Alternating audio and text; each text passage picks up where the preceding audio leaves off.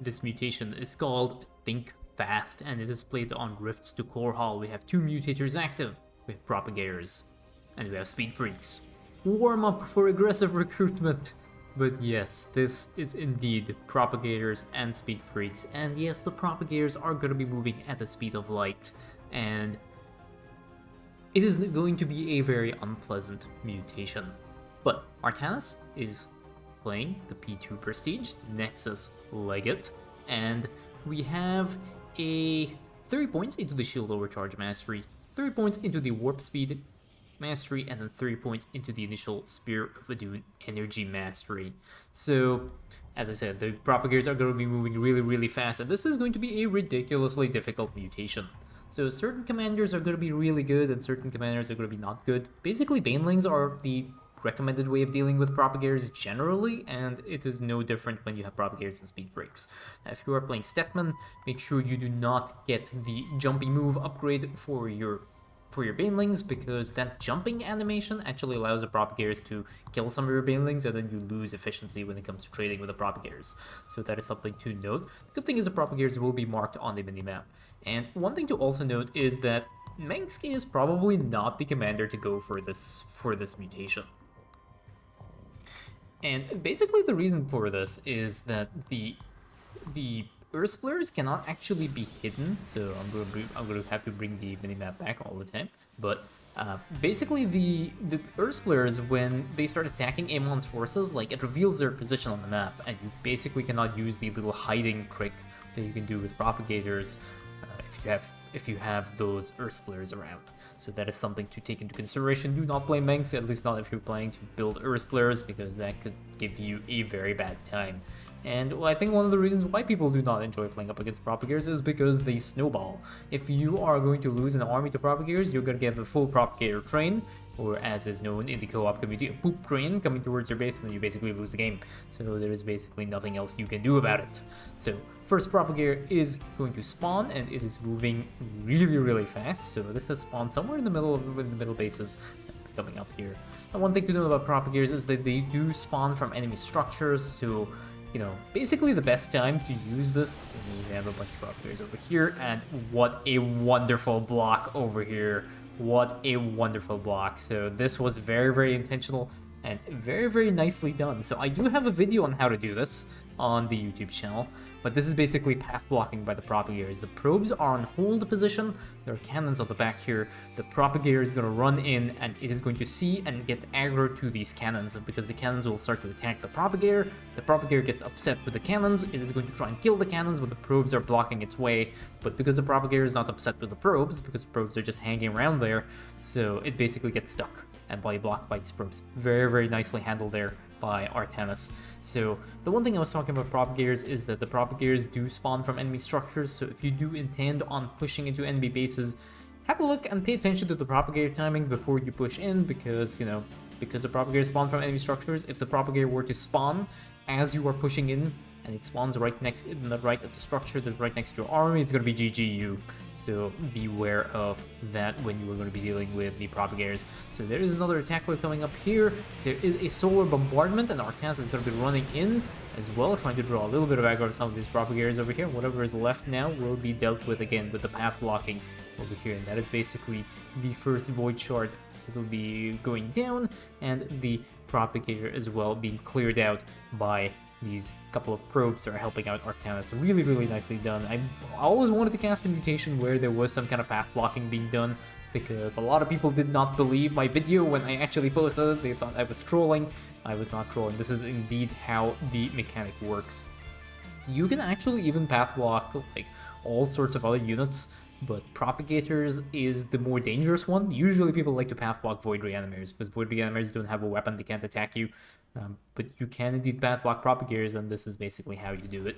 It is actually very finicky as well. Like, I did notice, like, if some of the probes are not in the correct position, then the Propagator will attack the probe.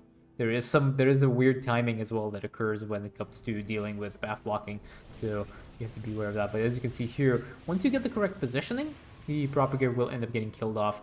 I think at some point, eventually, the Propagator will attack the probe as well. This cannot go on forever, so you cannot just make a huge wall of Propagators here and just not do anything. I think eventually the propagator will start to attack your probes and then you'll lose the game, but that is basically what is being dealt with here. So we now have an observer that has been spawned for Artanis, and he's going to try and get vision over here. And remember, he is playing the Nexus Legate Prestige, and this one will allow him to actually target. I think this may be the first game of Artanis using this prestige that I've casted. I do like to cast games where, you know, there are different prestiges in play.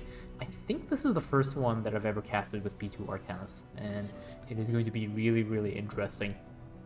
But again, really well played here by our resident mutation soloist. I really enjoy casting these games when, you know, you see this with different strategies and stuff. And like I said, I actually received quite a few submissions for this mutation. I think I've received like maybe 2 Zagara games. I received, I think, 1 Manx Knova game. I received like there were a few people that wanted to, like, you know, tackle this mutation because it is a difficult mutation to play. So, you know, people did want to try and, like, you know, show off their skills. Unfortunately, as I say, I only cast 1 game, and this was the one that won the draw here, because P2 Artanis is not something that people usually see all the time. So do not get discouraged. My apologies to those of you who have submitted your mutation games and who did not get casted.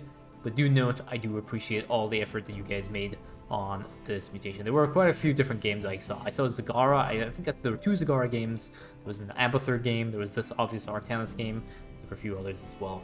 So thank you all very much for your submissions. So next Propagator is on the way now, and this Propagator again will be coming in from the little enemy camp in between the 3rd and the 2nd base. Again, this Propagator is going to be able to be cleared out reasonably quickly. Observer already getting into position, and he is ready to go. He's going to siege up, getting a little bit of extra vision. There is a solar bombardment also that'll be coming up. Solar bombardment will be able to clear one of these void shards, but there will be a second void shard as well that needs to be dealt with. There may be a project power field as well on his army at some point. He has already a set of dragoons and a couple of immortals ready to be utilized there. Now, one thing to note about the mastery is that the warp speed haste mastery has been selected. Whenever you use your power field ability, you will get that warp speed haste buff applied to your army. So that is going to that compounds really nicely with the P2 prestige. So that's something else to be aware of, so, you know, you can take advantage of that as well. This prestige used to be really strong before Blizzard nerfed it. I think it had, 25 energy to start with, and then it was nerfed to about 50 energy. So again, perfect timing over here. Attack wave moves in, and we have the Warpin from Artanis' army causing the attack wave to stop, and the solar bombardment being dropped on top of that, wiping out the attack wave as well as the void shard. Now there are a few more army units over here. These will also be able to be cleared out by Artanis, and he also uses a shield overcharge just to keep his dragoons alive, because those guys are very squishy. But immortals are just going to be starting to focus fire down this void shard, and a little bit of Star Step Micro unfortunately does still get caught out by the void shard's attack. Doesn't really matter too much. There's really nothing left here. The solar bombardment has pretty much cleared out everything here, and Artanis now is going to get ready to do the second warpin, or third warpin. He's going to start warping into the 3rd base here. And where is the Observer? Observer is already in position, so I think Artanis will probably have to wait a little bit before he does that. Just going to randomly get... He's trying to dodge like the Stalker. You cannot dodge Speed Freaks. Speed Freaks is just, like, ridiculously difficult, but I think the issue is his. He wants to make sure that he doesn't get clipped by this Propagator train, the Propagator run by. You have to be very careful about your positioning, and you have to be aware of where these Propagators are going to be spawning, because if there was a Propagator that spawned over here, he would have to move his army upwards here. And if there was a Propagator coming up from here or from here, he'd have to move accordingly to make sure he doesn't end up getting caught out by them. You are in a very precarious position. You're in a very precarious position when you are playing this kind of playstyle where you're not clearing the enemy forces and the enemy structures, because Propagator can literally spawn from anywhere. Now, the one thing you can do, obviously, is if you want, you can all clear the map, but that kind of beats the point. Because if you were all clearing the map, then you basically won the game, because it's not one of those missions which are like fixed time missions, right? So there's really no advantage to all clearing the map if you can. And you can see over here what Artanis has just moved his army just a little bit, allowing these Propagators to go through. Now these Propagators are going to be moving up here as well, and again getting caught out by these probes here. And this is actually where it can get dangerous. when you have more than one Propagator getting path blocked, there is a higher chance that the Propagator will attack the probe, and eventually you will obviously lose the game. So beware of that as well if you're trying to do the strategy. It is not easy to do. There is a lot of like, I don't want to say luck, but there is a lot of care that needs to be taken into consideration when you are making this kind of path block work. It's very, very tricky. But there we go.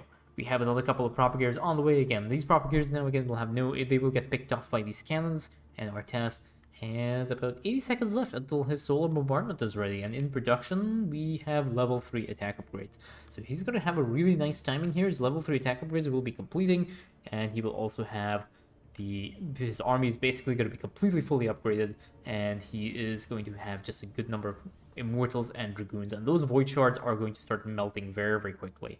So we have detection already on this Observer. Observer is already in position. We have another detection here as well, and that is the next setup here. And see how he's moving now. Notice how he's moving his army, just moving his army out of the way, letting this Propagator go about its way and getting to his base so that he can clear it out there instead of like trying to deal with his army. Because if you're going to try and go run headfirst against a Propagator, there is a very high chance you will lose that fight, because that Propagator has speed breaks. So there we go. That Propagator is going to get cleared out, and Solar Bombardment is also ready. So Artanis is good to go. Where is he going to be dropping the Solar Bombardment? I think he might be warping in over here. He's dropping the Solar Bombardment and clearing out this enemy base, and then basically he's just all good to go. But again, I think he might also be waiting for a Propagator spawn before he does that. He kind of does not want to get caught out by this random Propagator that spawns. So there's the Propagator spawn. And I think he might be ready to go. He's going to move in onto the warp field, and the warp field is going to be dropped, I think, at some point. He seems to be getting into position. Everything seems to be good to go. I think the one Dragoon may not get warped out, but all in all, seems pretty good. Okay, he's waiting for this attack wave, maybe.